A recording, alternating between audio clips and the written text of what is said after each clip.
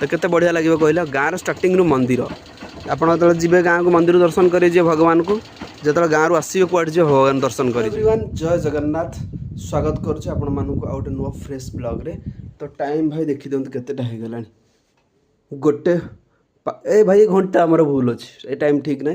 तो पाखापाखि 12:30 गोटे हो गला सका ड्यूटी जाइन ना ब्लॉग अपलोड करुले जस्ट सरला बहुत सारा कम था एवं जस्ट सरुची आने मो जीवा 8टा ड्यूटी टाइम है 12:30 माने 12:30 मुझे किसी खाइनी सका भाई सब जिन मैनेज कला किसी ना किसी टाइम भी जाऊँगी सहित सब जिन मैनेज करा पड़ो। तो ये सका सका गाधे भगवान पूजा भी हो जाइए देखिए मोर लगे चार्ज नाला मो इयरबोर्ड चार्ज नाला आबे चलते कबाड़ फबाड़ बंद करवा झरका। तो जीवार अच्छी भाई ड्यूटी बहुत लेट हो गला। चलो भाई कबाड़ बंद करदा चलो।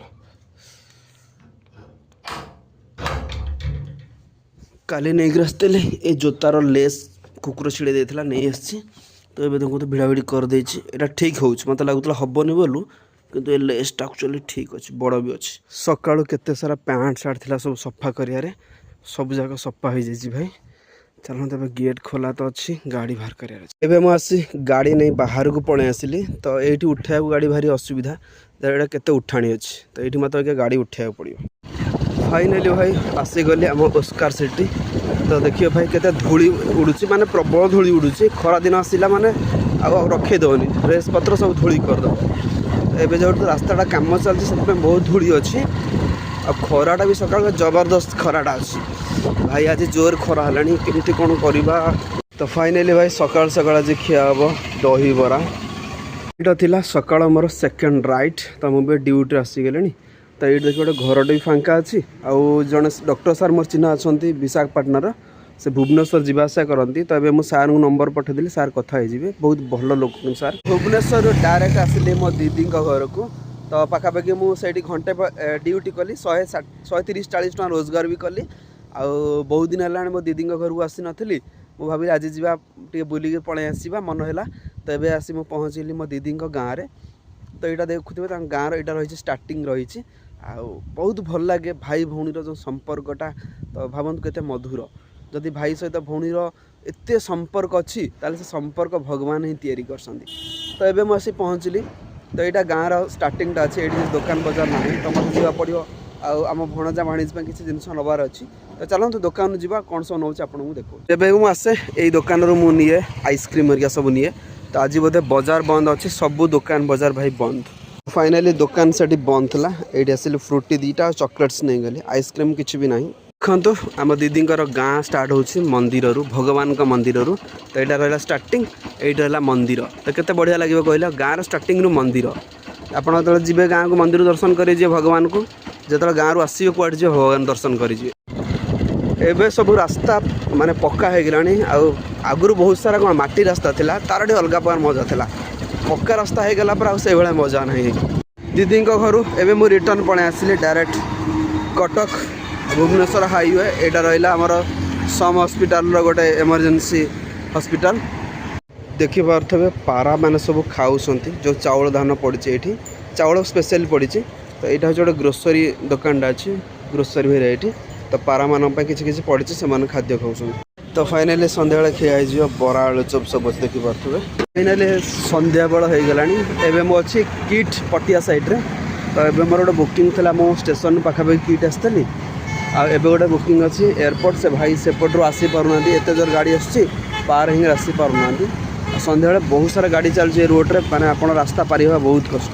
फाइनाली 45 मिनट पर पटिया पहुँचली एयरपोर्ट रे। तो भाई को छाड़देली भाई एपटे एंट्री कर। तो आज एयरपोर्ट एत भिड़ भी ना। तो चलते यपटे एग्जिट करार अच्छे से देख लाइट फाइट केमती जलुची आईपटे लोक मान सब एंट्री और एग्जिट कर। मुझे आसली एयरपोर्ट बाहर को। तो देखी पारे से गोटे अच्छे लाइट हाउसटा देखी पारे सामने अच्छे लाइट हाउस मान से भी माने पुलिस बस लाइटा पूरा बुलूच एमती। ये रास्ता देखिए सब बैनर फैनर टाइप सब लाइट लगा जाइए आडभटाइजमेंट। ये लाइट हाउसटा देखो केमती लाइटा चेंज हो तार।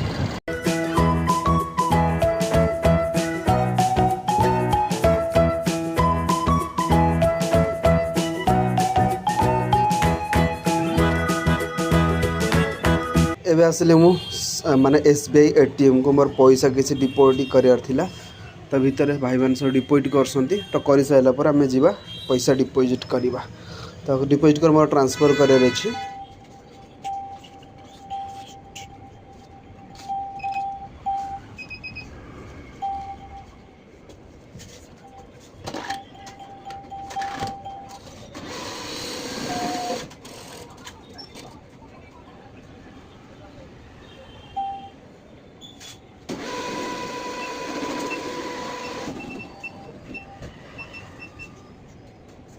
चलो